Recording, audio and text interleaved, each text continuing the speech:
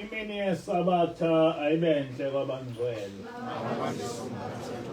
Sizovula nesihlabelelo 118. Lalelani nanti ilizwi.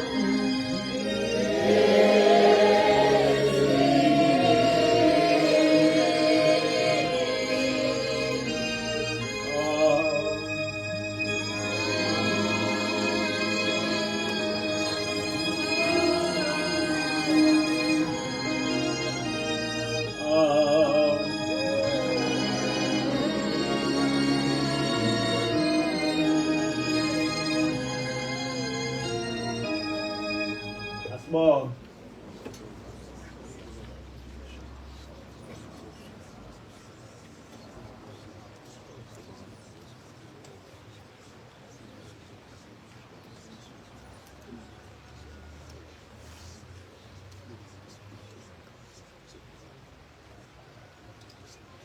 Amen.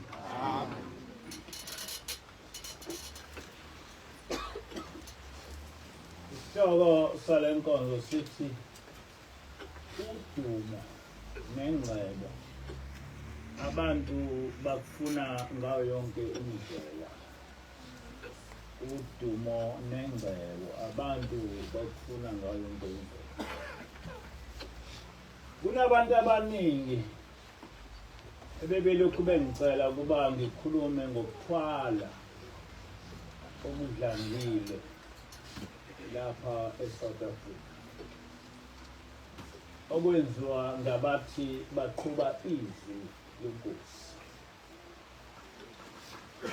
Laba bathi bangabaphathi bezwi lenkosi iningi labo lingabaholi emabandleni ahlukene. Ngihlala ngikwenqena ukukhuluma ngalensumansumane eyembethe umhlaba ngoba kumina ukushumayeza umfundisi othwele uthi akaphenduke liyefana nokuguguzela uSathane uthi akakhona. Kanjalo nokubonisa abalandeli balaba bafundisi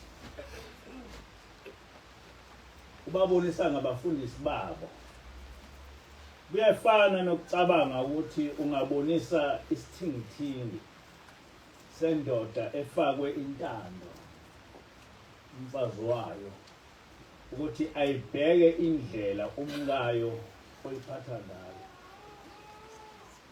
Uma ungathi uzama lokho ungabe udala ukuba ningezwani nalowo muntu.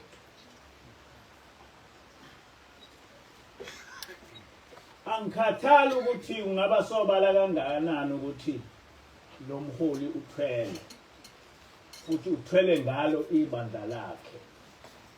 Kodwa uma ube wakusikaza lokho bavele bakudle uhlaza abalandeli bakhe bethi umholi wabo uqanjelwa amanga ngoba mhlawumbe laba basho njalo benomoya. Izathu ezahlukene. Sike saba nomprofeti lapha. Angazi noma kuthiwa uNotoso noma kuthiwa ubani igama lakhe. Obenza yonke imikhuba enkonzweni yakhe. Idlwengula ngisho amantombazana ebandla. Namanje amacala akhe asesenkantolo. Kodwa abalandeli balomprofeti bavele bethi uyaqanjelwa umkhulu wabo. Yize esesenkantolo ngamacala okudlwengula nezinto ezinjalo. Sike saba nomunye umprofeti uTB Joshua okucishe waduma kunabo bonke abanye abaprofeti ngoba kwakusuka abantu kwamanye amazwe beye kulomprofeti nabamhlophe imbala babeya kulomprofeti besuka emazweni abo. Angazi kahle ukuthi babiyofunani le engaka etholakala kuyo kuphela. Abanye babeya kulomprofeti beyofuna ukuthwala babuye sebenamandla nengcebo esimangaliso namabandla abo akhule isivinini. Enye insizwa ekhona lapha eSouth Africa yathi lo mprofeti ongaphezulu ngisho kwababa omkhulu. Yakusho nje yathi umprofeti uTB Joshua unamandla angaphezulu nakababa omkhulu. Kwathi ngisethuswe ile nkulumo kwavela kwawa isiqezi sakhe sinabantu inqwaba yabantu nabalapha eSouth Africa bafa khona eNigeria. Wangaphela ngisho inyanga embili lensizwa ikhulumile and yayijwayele ukubhala la. Angisayibona ngazi noma isekhona nomnyimba. Othoba nopigama la. Ngqulunga. Indlela abantu abakhohliseka ngayo yilaba prophet imbumbulu. Kufana nokungenela lokho okuthiwa yibhanoyi. Ngoba abakhuzeki noma ibhanoyi selibawise kangakanani abantu kodwa abaliyeki ukuyoligibela. Usister Celestial wakhuluma ngalaba abaprofeti mbumbulu ukuthi akusibo abaprofeti laba kodwa zinkunzi malanga zezinyanga nabathakathi. Kodwa kwathi abalandeli babo abamqeda. Yoba ngisho ngithi ukuzama ukuthi ushintshe laba abaprofeti mbumbulu kufana nokushumayeza usathane. Kunabantu abangabalandeli baka-TB Joshua ababechaza ukusuka nokuhlala kwemikhuba engachazeki ngenxa yobubi bayo uJoshua owayenza kubo amalunga abo. Kodwa namanje kunabalandeli bakhe abavele uthi abakubulale uma uveza amaqiniso ngalo TB Joshua. Namanje sibe noBushiri nayo obekucaca ukuthi isigebengu. Njengoba wazi wabaleka eSouth Africa esevulelwa amacala okugebengu. Kodwa lokho angeke ukukhulume kubalandeli bakhe. Yize wathatha zonke izimali zabo. Ngoba la macala ayevulelwe nemkhuba nendlela yokugebengu owayenza kumalunga akhe. Kule ntshumayelo ngizocaphuna kakhulu umprofetikazi wase-America uCelestial lobe ngikhuluma ngayo. uNkulunkulu owambonisa khona ngobubi okwenziwa ngabathi bangabaprofeti noma bangonkulunkulu abalapha eSouth Africa. Sengakusho ukuthi kubo bonke abaprofeti abakhona boKristu ngokwazi kwami uCelestial kuphela ongumprofeti kaNkulunkulu. Kulolo-ke uma ngabe uke uzihlanganise noNkulunkulu njengoba sihlala nengilosi nje ukubona ukuthi nangu umuntu ongumprofeti kaNkulunkulu. Kulula lokho kuthi. Lo mprofetikazi uyiqala kanje le ndaba yesambulo owasinikwa nguNkulunkulu ngalaba abaprofeti abathi bangabaphathi bezwi kaNkulunkulu lapha eSouth Africa. Ngizocela ukuthi nimlalele kahle uCelestial ukuthi. Uthi-ke uCelestial ngokuba uNkulunkulu uthi khona nje ukuthi uze uye esontweni ukokhonza umfundisi. Lokho kuyisinengiso kuNkulunkulu. Ukusuka impela uye ekhaya uyokhonza umfundisi usuthi umfundisi woNkulunkulu. Inkosi yakuveza ukuthi abafundisi noma abaholi benkolo eSouth Africa basebenza ngemibuso yawo Draco. Ungathola kabanzi ngoDraco uma ufunda isambulo isahluko 12. uDraco ungumbusi wobubi oqinise okwensimbi. uSathane uqobo lwakhe. Amen. uCelestial uthi uNkulunkulu wambonisa abantu eSouth Africa beyokhonza umuntu bethi lo muntu uNkulunkulu lokho owathi uNkulunkulu kuyisinengisi lo mprofeti useAmerika ingane nje ena 21 years noma isingaphezulu mhlawumbe yayiboniswa ngento ela eSouth Africa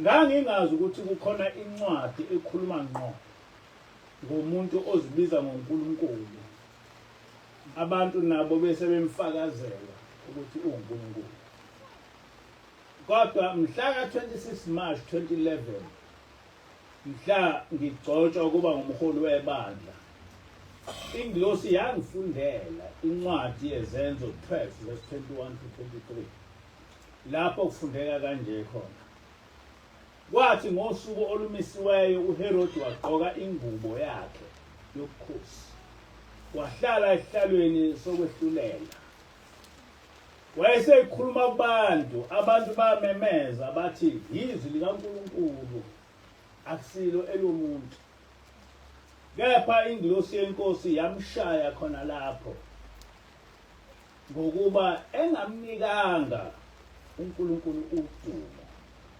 wadliwa zimpethu wafa ngaso leso sikhathi ngaqala ukuzwa le ncwadi ngangaze ngizwe ukukhuluma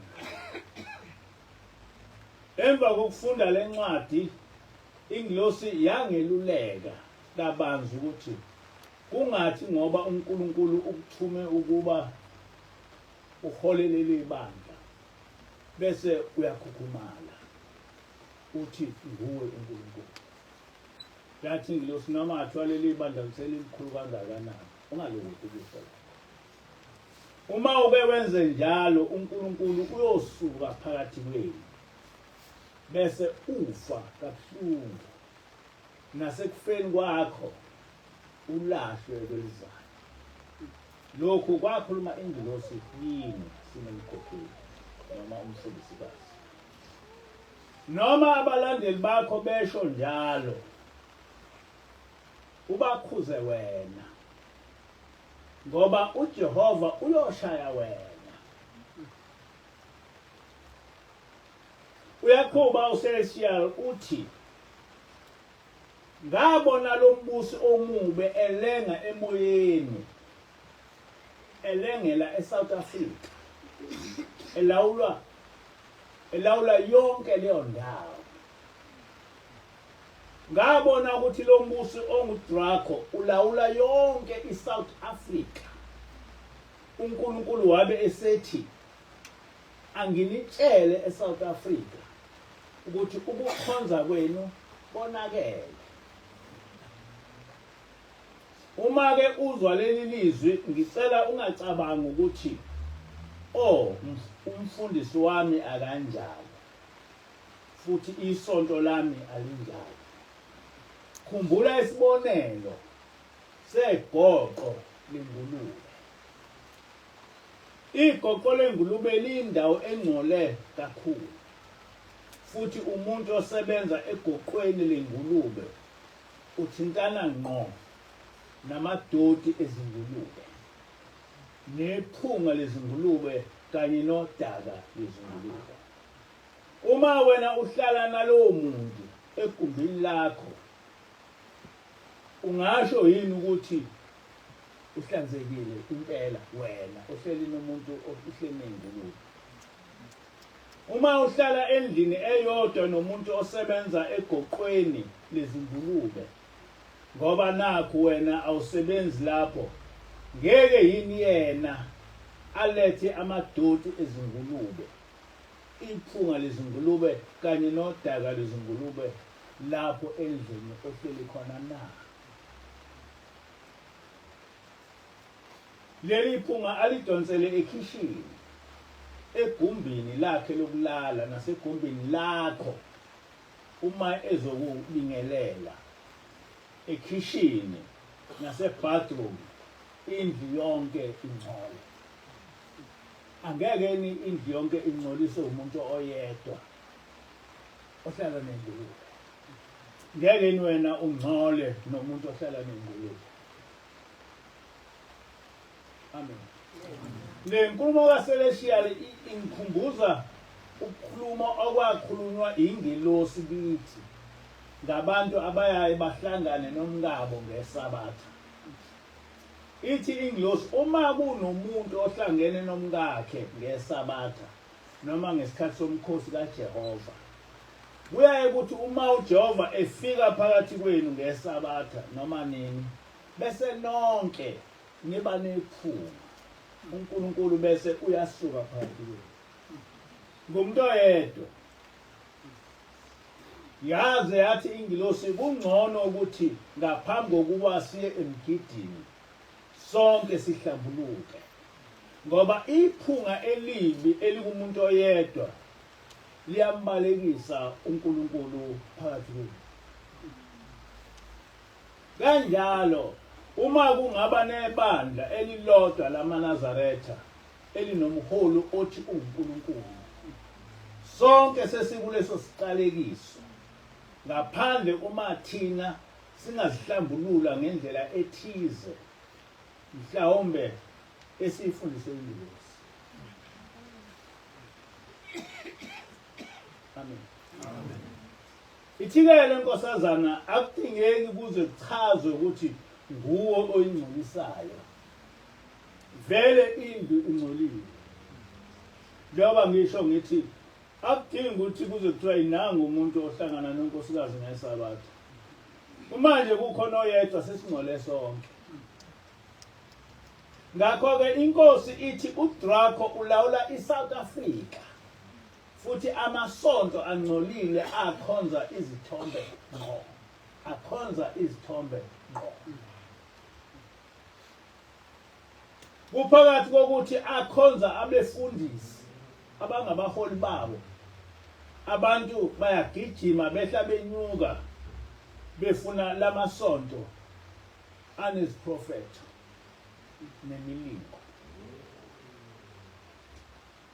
iSouth Africa idunguza oswini lwezifo zeziprofetho zamanga. Umanje ungazitholela amasudi ayisihlanu, imicrophone, bese uzitholela indawo oyirentelayo, ungaba nesiqiniseko sokuthi uyoba nabalandeli. Yilesi isizathu esiyokwenza ube nabalandeli, ube wenza izibonakaliso zamanga. Inkosi ithi la madoda asebenzisana ngqo nombusi wamanzi,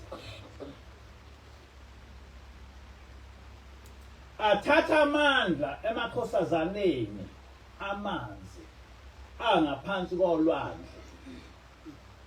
Yathi inkosi abuye athatha amandla koDraco abangaphansi kolwandle.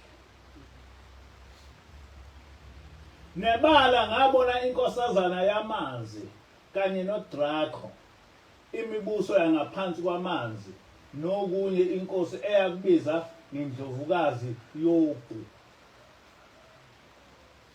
Laba befundisi bayahamba bayongena esivumelwaneni sobudimoni nalezi zidalwa. Kuhamba kanje.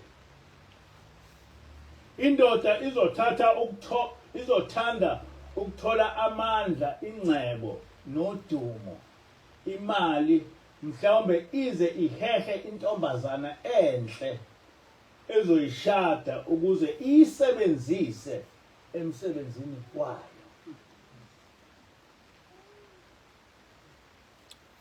Lento ayaziwa umuntu njalo. Ike ihambe iyokwenza isivumelwano nomoya wenkosazana yamanzi. Esikhathini nje esifushane le ndoda isiyoqala ukuheha abalandeli. Amen. Angazi noma niyamuzwa yini ukuthi uthini uSelestial. Uthi umfundisi noma umholi webandla ufike eqonywe isinyelela intombazana enhle enkonzweni. Kanti le ntombazana uzoyisebenzisa ekuthwaleni ngayo. Kothi simqomile mhlawumbe ayibulale noma enze okwenzayo ngalentombazana okuzokwenza ibandla likhule libe likhulu naye adume acebe kakhulu. Kanti yonke lento uyenze lentombazana ekhona la ebandleni. Amen. Uthiwe umprofetikazi amazwi omlomo walendoda azoba nalokhu okwaziwa ngamandla okuyenga kukho konke ekushoyo. Noma ingama ipulpit ithi uhla lelondri insipho ngithengele indlu yami amanzi namhlanje ngihambile ngayokwenza igrosa ngibukele movie ebusuku ibandla lizoqazuluka libonga ngokuhlanya kube sengathi ibifunda incwadi yonke kaHabakuki uHabakuki incwadi yaseBhayibhelini noma incwadi kaHagayi eyihumusha ngobukhulu bunqanile ngokuba laba bantu abalazi izwi likaNkulunkulu abayifundi imibhalo ukuze babone ukuthi lezi zinto lendoda ebatshela zona ziliqiniso yini. Konke okudingayo nje ukuphonsa amavesi amabili noma amathathu bese bethi qhubeka ushumayele jula futhi odabeni. Lo muntu ayikho into eyikhulumayo ubatshela nje ngegroso oyithengile nonkosikazi wakhe kodwa sebebanga umsindo bathi qhubeka jula. Uthi-ke uCelestial noma ngabe ikhulumani lendoda kuvele kudume ibandla lihlanyiswe into engekho kube sengathi kukhulu ukukhulunywa ngokweBhayibheli uchaza izincwadi ezinzima bese bebanga umsindo bethi khuluma kanti lo mholi akasho lutho nabo futhi abazi lutho ngeBhayibheli.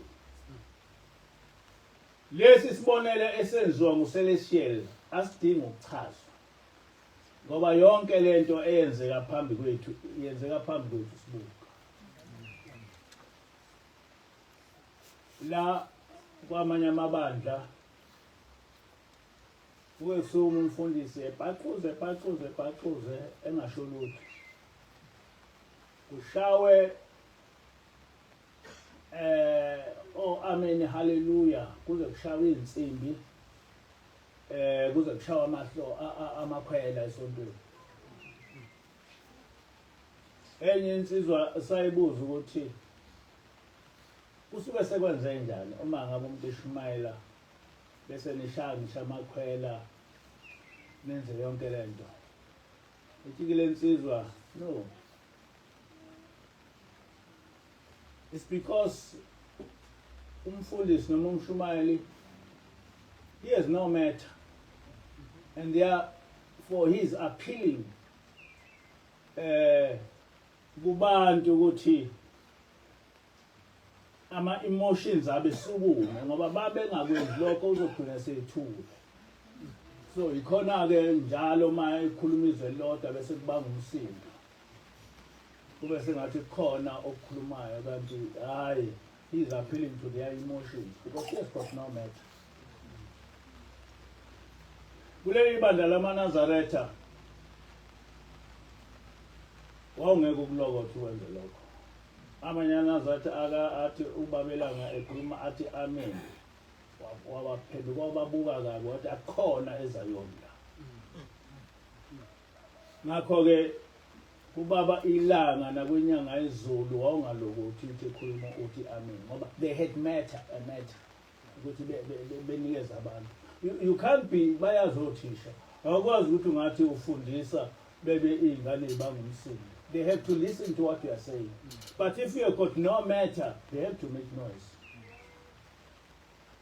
Ngoba kufanele ukuthi bechithe isikhathi kungaze kubonakala ukuthi you've got no matter. So kufanele ukhuluma izwi elilodwa abantu bebanga umsindo noma ungathi hey yazi ungiphelele ukudla kumnandi umkami. Amen. Hallelujah. Ay ngithenga igross engaka. Amen. Hallelujah. Kusho njalo ko akusho mina kusho Celestia.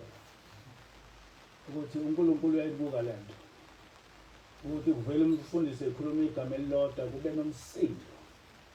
Kube sengathi khona into oyishilo efundisa abantu kanti ayikho. Ukuthi abazi lutho naye akazi lutho. So fool is leading fools in terms of indaba kaNkulunkulu. Uthi-ke uCelestial kodwa iqiniso lodaba ukuthi abantu bayengwa amafutha alaba abantu abawanikwa amakhosazana amazwi ukuba bawagcobe emzimbeni wabo. Kunokuhlamba okuthile ofanele umuntu akwenze uma ethatha lezi zivumelwano. uNkulunkulu kade ekhuluma kini ngalezi zinto. Kusho uCelestial. Lamadoda kufanele abe nokuhlamba okuthile okwehlukileyo. Kufanele abe nquno ehlele ogwini ngamahora angaqondakali. Kwezinye izikhathi kufanele enze imihlatshelo yabantu kanye nezilwane njengoba eya ngokujula enza lemikhuba yezivumelwano. Uthi-ke uCelestial uthi-ke uNkulunkulu ukuze leli bandla liqhubeke libe likhulu ingene imali kuba nemihlatshelo eyenziwayo enye ngezilwane kanti eminye imihlatshelo yabantu. Abantu bayabulawa indlela thize benziwe umhlatshelo. Ngeke kuyizwe lento ikhulunywa emabandleni ngoba amabandla amaningi asephila ngalendlela. Uthi-ke uCelestial uNkulunkulu washo kanje esiprofethweni. Kufana nokujoyina ijimu. Uma ujoyina ijimu ukhokhela ubulungu bakho njalo ngenyanga. Awukwazi ukweqa inyanga ngoba kusobala ukuthi ngeke usakwazi ukungena kwijimu. Ngakho-ke angena ezivumalwaneni ezikhathi ngesikhathi la kuyodingeka khona ukuba enze imihlatshelo emikhulu noma angene ezivumalwaneni zenyanga nenyanga. Ngamanye amazwi njalo ngenyanga kufanele kube khona umhlatshelo okhona noma ngomuntu othize bandleni. La ezolokhu enza khona imikhuba ukuze alondoloze amazinga okuheha abantu ngokomoya. Agcine abantu bethutheleka emasontweni. Ahlale njalo edumile ezindabeni.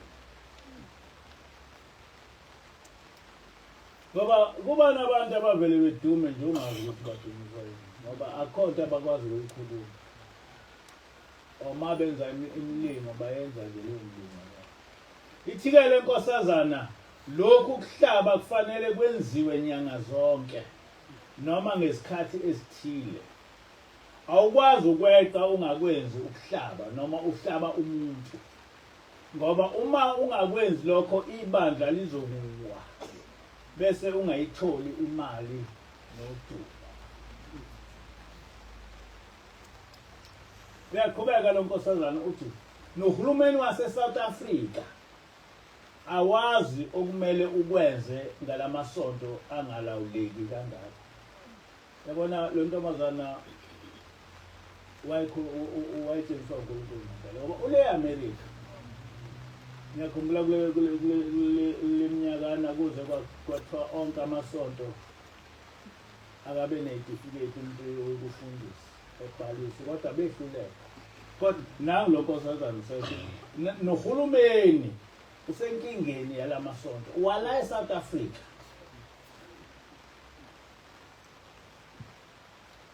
ngalamasonto angalawuleki kangaka futhi angasenakho ukuziphatha okuhle.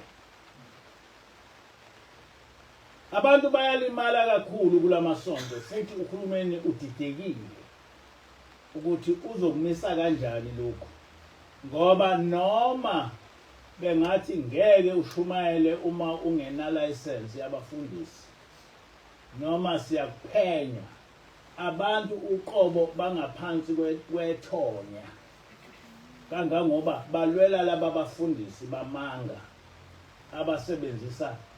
abasebenza ngamakhosazana amanzi kanye nodrako abefundisi ababhukuda emanzini ngenkathi benza lezi zimelwa. Uthi-ke useleshwali ngisho uhulumeni wase-South Africa akasazi ukuthi uzokwenza njani ngalamasonto. Ngisho uhulumeni angathi umfundisi ongenaso isitifiketi sokuvula ibandla akuvunyelwe ukwenza ibandla.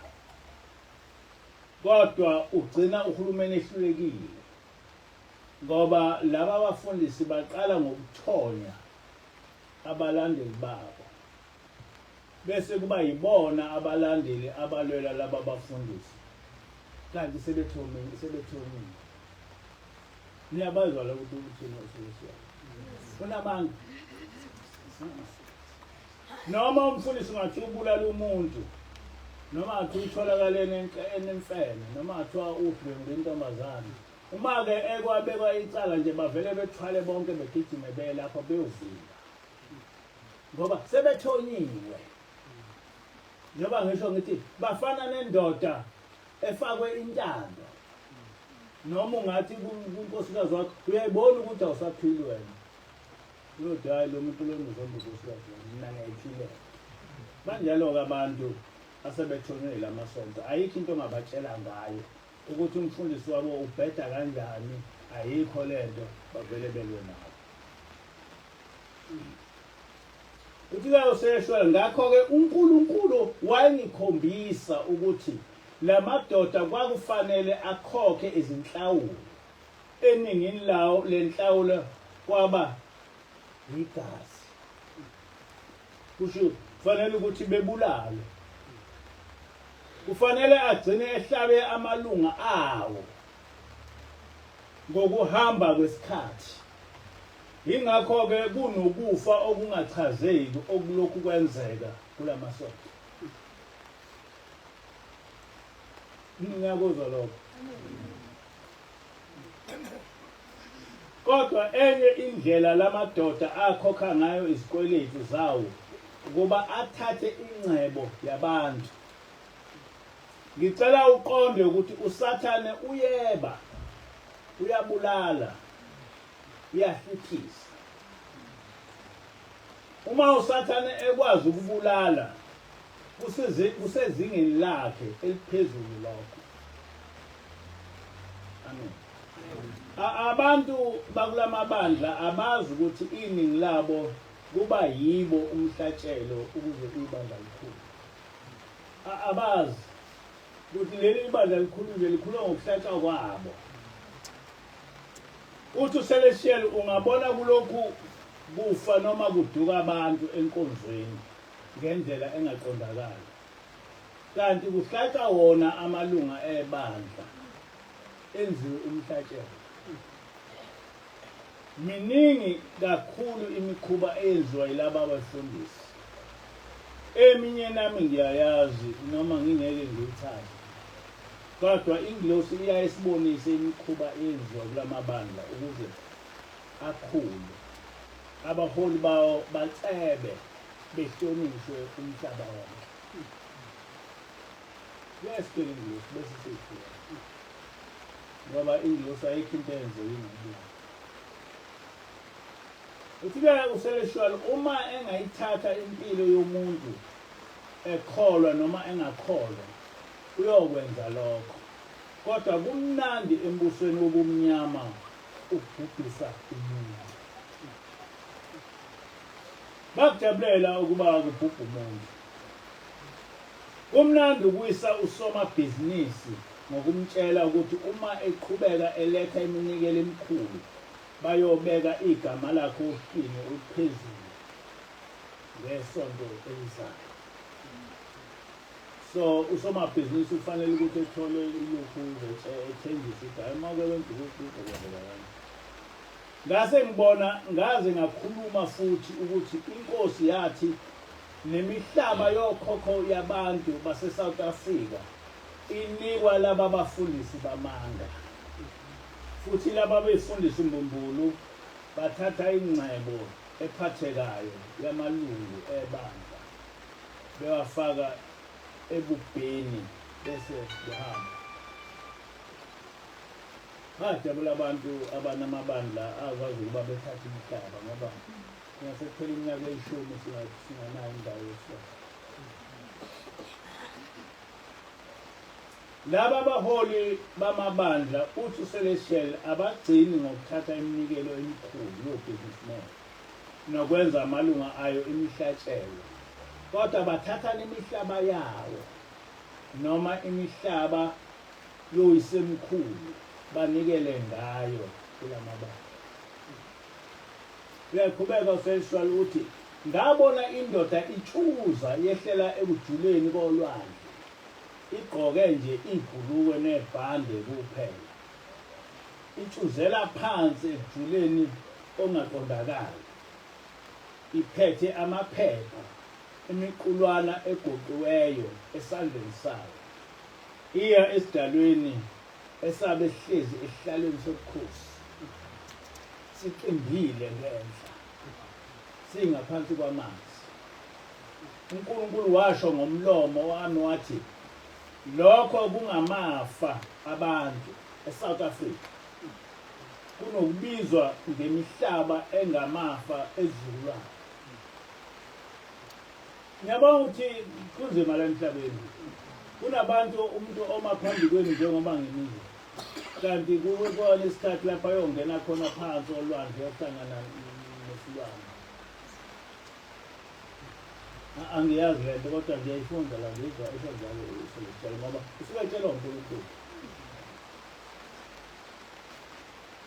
Ngendlela okwaphuma ngayo kimi kwaba ukuthi lo mhlaba ungokhokho benu noma lokhu ama-Americans angumsinsi ukuzimilela lapha ezabelweni athi kuwumhlaba wokhokho osukela kwabasendulo wehlela ezizukulwaneni ngezizukulwane komkhulu nakoba. Kufanele kube uhlobo lwengcebo ephathekayo, umhlaba wezizukulwane. Umndeni usuke ufanele ukubambelela kulowo mhlaba. Ngamanye amazwi uthi uCelestial babenikwe imihlaba emikhulu, benikwe mahhala. Uthathe imihlaba abantu, umuntu ethathe umhlaba wakhe nokhokho wabo elinikeze ibandla mahhala linemali. Kodwa ngabona ukuthi izindlalifa zesilisa ngenxa yokuzama kakhulu ukuzikhipha ebubheni zifuna ukuthatha amakhosikazi, zifuna ukuthola imisebenzi, zifuna ukuba namabhizinisi aphumelelayo. Uthi-ke uCelestial lento babenza abantu befuna ukuba namabhizinisi, abanye befuna ukuba bethola amakhosikazi, abanye befuna ukuceba ngendlela eziningi, bese benikela ngalo mhlaba yokhokho babo, benikela kumfundisi. Akusho mina, uthi uCelestial kusho umuntu ose-America, uthi uNkulunkulu umtshengise ngesimo sase-South Africa. Angazi-ke noma kuyenzekani lokho, kodwa ngifunda ukuthi abantu abaningi babengilokhu bengicela ukuthi ngiyikhulumele ngakho. nje ibangele inzondo ngento kodwa sekuze kwathi no angiyikhuluma ekaze becabanga ukuthi nami ngiyesaba ngoba ngiyazi zifuna ukuba nemisebenzi ephumelelayo zazize zihambe ibanga elingako emva kokukhokha okweshumi emva kokukhokha ingxenye zesine zamaholo azo zazifakwa ebubheni ngokwesimo la uqhubeka khona ulahlekelwa imali eLas Vegas angazi ukuthi kwenzekani eLas Vegas ngoba lo muntu okhulumayo lapha ungaseyamelwe kodwa usaqhubeka nokucabanga uthi ngiyalahlekelwa kodwa nje ngidinga ukuwina kakhulu ukuze ngibuyise konke okungilahlekelayo ngamanye amazwi lokhu ukunikela kwabo bakufanisa nelotho yabona mawufaka ilotho usucabanga ukuthi uzobuya imali yakho nokuya ebhanoyini ukuthi hayi manje ngifaka leli bhanoyini ngizobuye ngicela nabo-ke bakhokha imali eyinkulu kulaba bafundisi ngoba bebona ukuthi uma ngikhokha ngizoceba ngibe yonke into ababoni ukuthi baluthile ngabona la madoda ethatha ama-title deeds emihlaba ayenawo imizi ayenayo ayinika laba bafundisi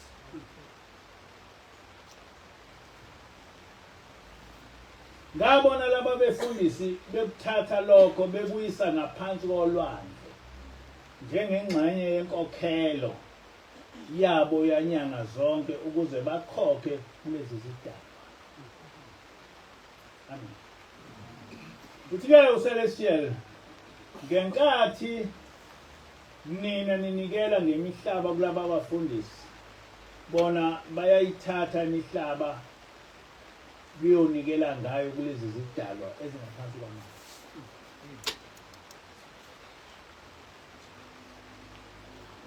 uthi-ke uyaqhubeka uCelestial uthi ngakho-ke ngabona uDraco esibhakabhakeni phezu kweSouth Africa uNkulunkulu wathi amasonto aseSouth Africa abolile futhi abantu kufanele baphume kulokhu kubola baphenduke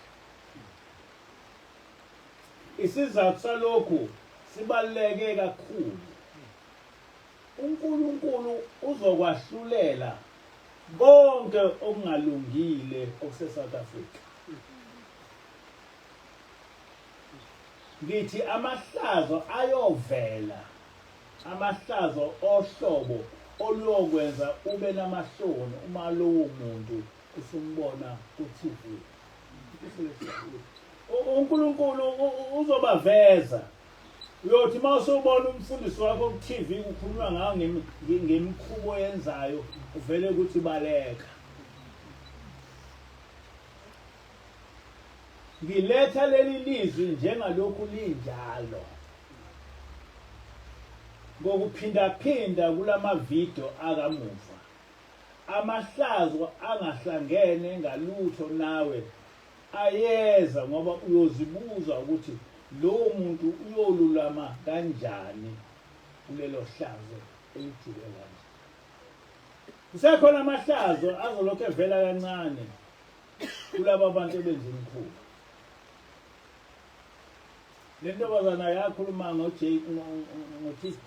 Jakes bayithuka u-T.D. Jakes unebandla elikhulu waziwa iMelika yonke bayithuka namhla leyo nto yasho leyo nkosazana iyenzeka manje u-T.D. Jakes yakhuluma ngo-T.B. Joshua kwenzeka lokhu okwakuthi isikhulumile futhi ngolokhozi bani nopeshe ubani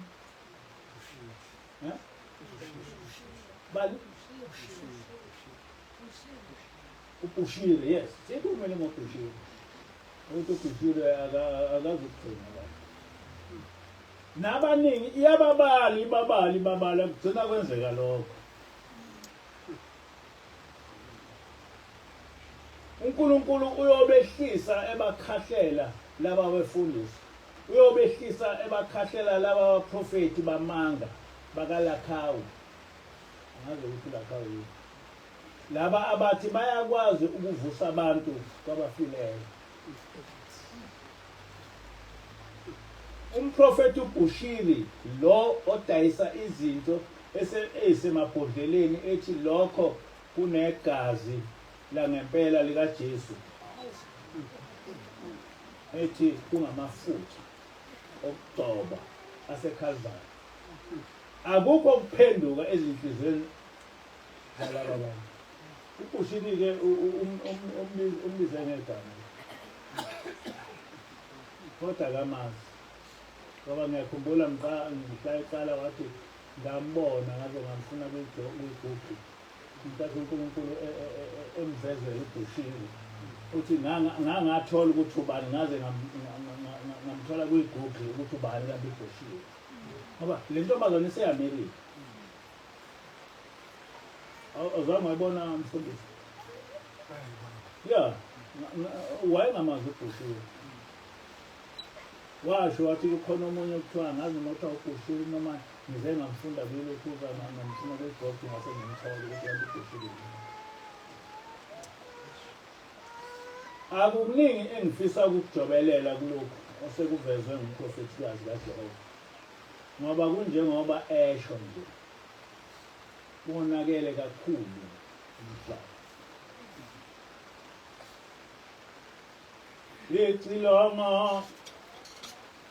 Icilongo lokuqala beselizwa